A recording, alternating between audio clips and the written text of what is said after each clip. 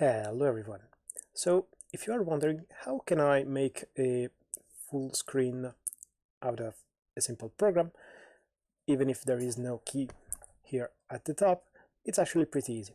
Every program in Windows should be able to actually have a full screen mode, at least in my experience. All you have to do is to actually open the program as the main tab and press F11. That is going to make it a full screen. As you see here below, the bar disappeared. Here we have it. If we press F11, it's going to disappear because there is a full screen. You can do it with basically everything, and I hope that you are going to find this useful.